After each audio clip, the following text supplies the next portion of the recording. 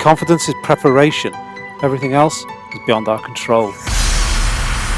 A lightweight Porsche 911 combined with a monstrous engine is the formula sitting right next to us.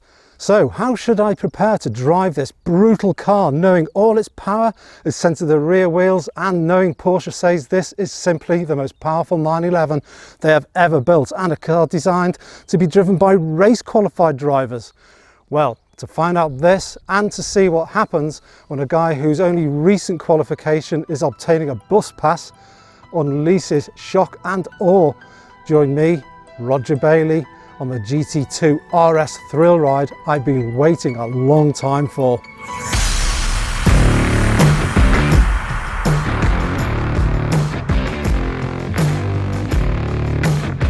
To eclipse the Porsche GT2 RS Weissach Pack, surely there is only one contender, and it is this that I've waited and prepared for, the Porsche GT2 RS Weissach Pack.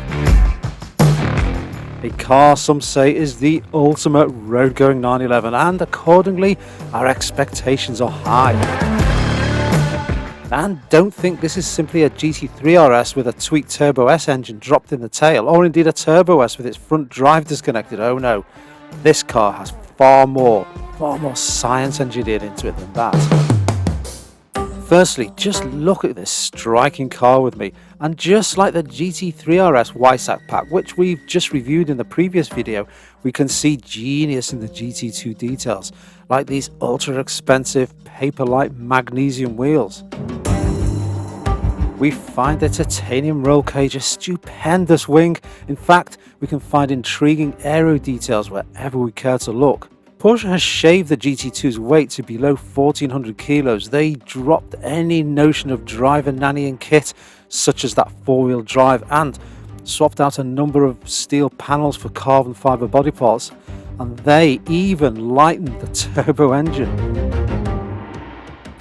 And that 3.8 litre engine monsters all before it, having more than 700 brake horsepower on tap.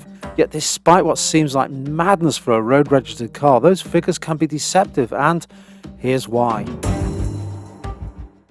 So we settle into the carbon bucket seat, note the familiar business-like cabin layout, and switch on that engine.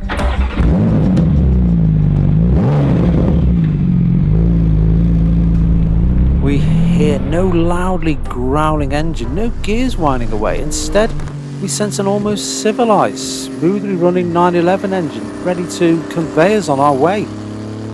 So, we'll leave the PDK selector in auto mode, keep our finger off that exhaust button, and this RS ambles us along with nearly the refinements and comfort of a standard Carrera.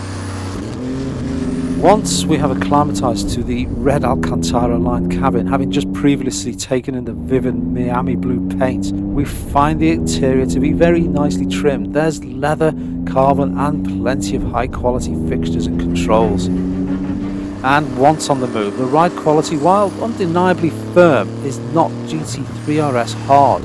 It has a polished precision that easily fobs off the lumps and bumps of an average B road. I'm certain this GT2 RS would make an easy day-to-day commuter, which is absurd. Absurd because of what happens the first time you really open that throttle.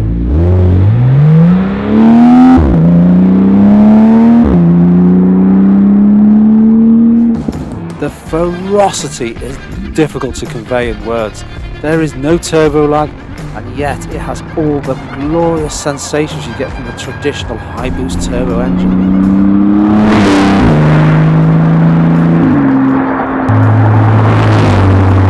The massive torque output is available in its entire rev range. The peak 700 brake horsepower arrives at around 6,000 RPM, which is just shy of the 7,200 maximum revs.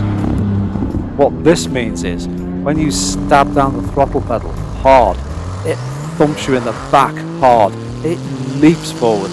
Your senses are forced into sharp focus. The challenge is in keeping those massive rear wheels behind you, keeping the trajectory straight while the monster pulls hard and fast to the red line. Gear after gear, like we're strapped onto a javelin missile that's just been let loose. and it is now loud, really loud. The titanium exhaust is effectively straight through from the short manifolds, and the colossally deep boom that erupts dominates all around the car. There's an overlay of whooshing of the enlarged turbos and all manner of spits, pops and bangs, sounding like an angry warning to everybody in the near vicinity.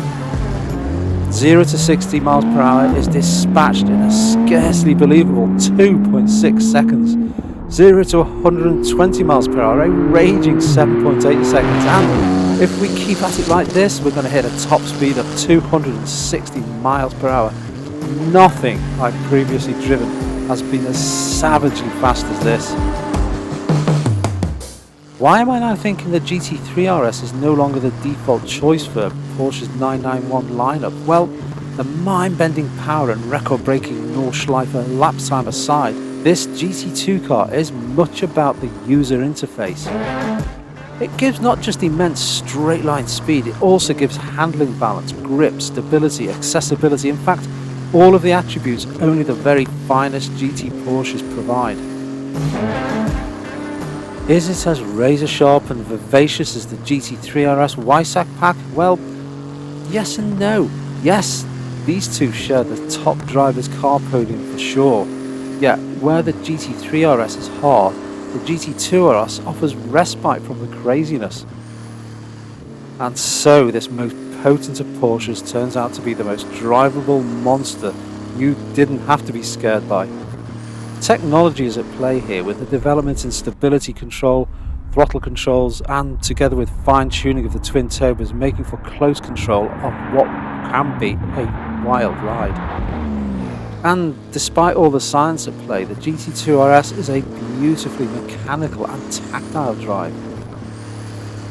Rev that engine and you'll find the beast within. This incredibly fast car roars, which may not be for everyone, yet at the same time ease off that throttle, turn off the exhaust, and what we have is a striking and surprisingly civilized day-to-day driving car, and I wasn't prepared for that. Driven hard, the GT2 RS is an experience verging on the narcotic, and opportunities to drive this car in the manner intended are almost non-existent in reality. Yet when the right road is reached, it's clear that technology has caught up with this concept. Tyre development, stability control and turbo management have honed but not tamed the GT2's wildness. The result is a sensationally fast car, one that's far sharper, more drivable and more controllable than it has any right to be. A car aimed to make a track driver shine, while at the same time allowing an old guy driver to appear almost qualified to drive it. So, thank you for watching. Please feel free to like this video, subscribe if you haven't already, and if you hit this little notification bell, I'll tell you when I've uploaded the next video.